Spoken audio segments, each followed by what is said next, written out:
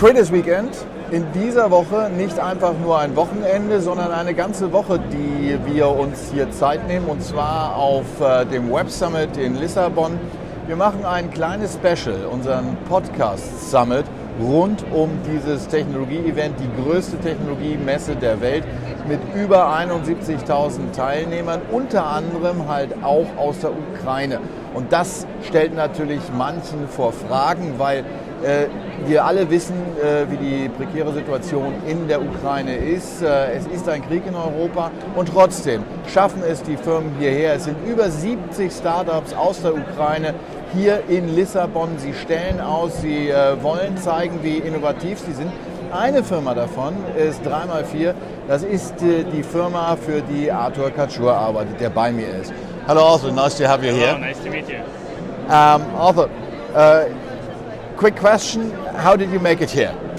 So I just flew from Buenos Aires. Actually, I live here there because of the war in my country, in Ukraine, which forced many of us to just move out because it's quite impossible to run business properly there right now because of the Russian war. I think most people are wondering how you can manage that.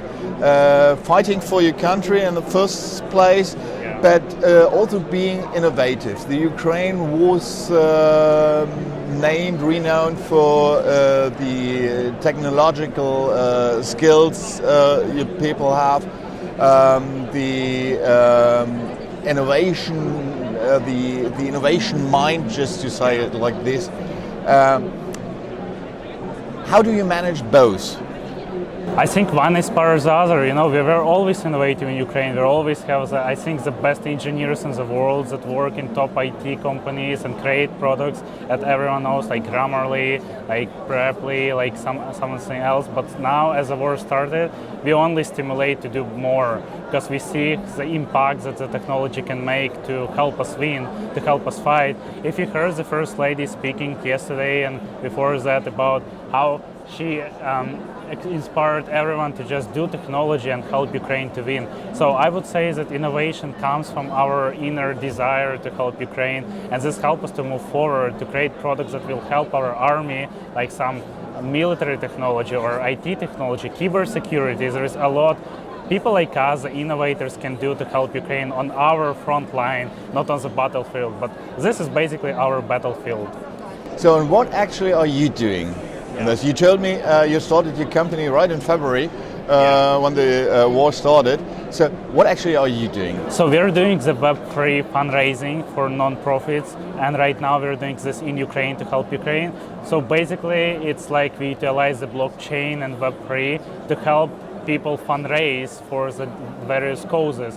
Right now we're helping Ukrainian children, and this is in partnership with a charity fund, Children of Heroes, to just help them fundraise money to help children who lost their parents because of the war. And we believe this is the impact we can make in Web3. So we bring NFTs, different, made by Ukrainian artists, to help those children who are the most vulnerable part of society right now, and we want to utilize this to help them. This is our aim right now. This is our main goal.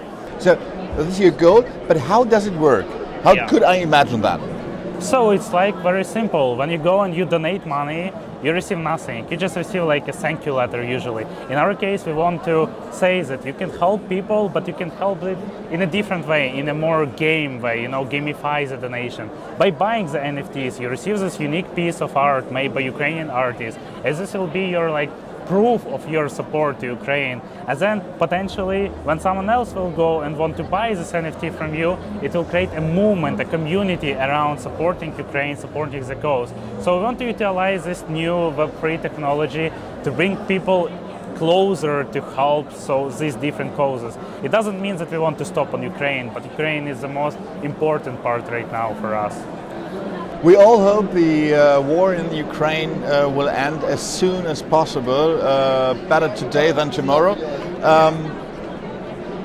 But building up a company means thinking beyond that. What is your technology good for after the war? Yeah, so as I said, Ukraine is just like our first project because it's the most need right now. But our goal is to being global, to help different causes around the world. We actually want people to help us decide what's the most necessary cause to help right now. Let's say people say, okay, today is Iran. We saw what's happening in Iran. It's also very important for us. So, and they create a fundraiser for Iran, or like the hurricane happening in Florida. It's also important. So we want to be global, to help global missions with Web3. Web3 is a very, very good buzzword you mentioned. What's the importance of Web3? Not only in your regard, but beyond that for the industry as a whole? I would say Web3 brings a lot of transparency, which is very important, especially in what we are doing with non-profit. So it's a completely new technology that is emerging every day more and more, and it helps people to be more transparent, to see where the money goes, to verify that each transaction is in blockchain, and to actually gamify the whole process. So it brings people to be more interactive with the technology, with each other in this new digital world in the metaverse. Now, most of the people I know are still fighting to understand what blockchain is and how it works. Now there's a new buzzword with Web3, with Metaverse.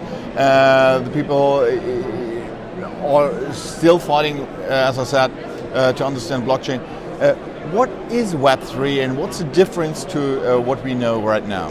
So what we know right now is Web 2 basically, and Web 2 is all of this internet era like Google, Amazon, all of these companies which everyone uses right now. And actually it was pretty much inconvenient for people a few years ago. They didn't know what it is. And right now we're moving into Web 3. So Web 3 is when, for example, we have some pictures and we change them with NFTs, and NFT is a piece of code, it's a digital picture online. Then we have video conferencing in Zoom, and in Web3 we move this into like the metaverse, where, for example, you can see each other in 3D models, you can interact with each other online, but not like on the picture, but in 3D. So it actually brings, I would say, the 3D, the virtual reality component, and connecting with people in metaverse. So basically, it's the next level of global connectivity. Right now, it's like in social media, we can text each other, right? But like in Web3, we can do more than that. We can speak with each other, we can handshake with each other, we can have our avatars in Web3, we can interact. So this is a very exciting technology, and this is how it will be in the future. More interaction, more community, more different causes around it. And by the end of the day, each Web2 technology will have its replicate in Web3. So it means the real world is growing together with the virtual world. Yeah, and that's the future. That's the future. Okay. What does it mean for your goal, for your vision, just to help people through Web3? That's exactly why it's so good for us, because we see that there is a lot of Web2 duplicates in Web3 right now, but there is nothing in non-profit fundraising. And we want to close this goal with our project. We want to help people to help non-profits in Web3. And to do this, we gamify the process, we all do this, but the goal is, again, just to bring this non-profit fundraising into the Web3. So for us, it's just its transition from Web to Web3, and we are doing a very small direction, but a very important one, I believe, to help global social causes to get money for what they need them. As you're still in a very, very early stage, what would you say? What are your first experience of what you're doing? We have a very great feedback. We onboarded 400 artists, NFT artists, people, just ordinary people or photographers who wants to support the causes, the social causes, but they don't necessarily have money, and they see art as their mean to support, which I believe is very important for people. So we see this, then we see a lot of non-profits that need this. They have a very hard time fundraising, and they use this Web3 fundraising, which we give to them as an opportunity to have it. So basically, they ask us to help them, even though we don't have yet the necessary budget to do so, but they already say, please help them. And so we try to do so. And we also see the impact on this campaign with Children of Heroes. We already raised a couple of $1,000s just like in a few weeks. People love it. We're at Web Summit. Web Summit is a brilliant place just to exchange experiences, exchange the knowledge we have. What could other startups learn from you? I would say I learned a lot from the investors here. I believe investors' perspective is the one that is most important to come to learn the feedback, to actually arrange some meetings. But most importantly, I believe it's about community. I meet people from Brazil, from Africa, from Asia. I just speak with them, just share about Ukraine, share about our projects, learn about them, and then potentially see how we can create synergy, how we can work together. So that's why I believe this is important, to bring community closer. So we're in the middle of Web Summit. There's quite a few hours still to go. But what would you say right now? What's your most important takeaway from Lisbon? I would say most importantly is that first of all, Ukraine should stay in the trend.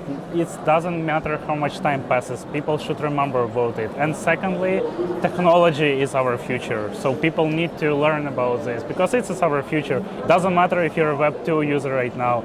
We will all be there by some time, so it's better to start early. Sounds like a good word for the ending. Thank you so much to give us this interview. Thank you for having me here. It's my pleasure. Pleasure is all mine. Thank you.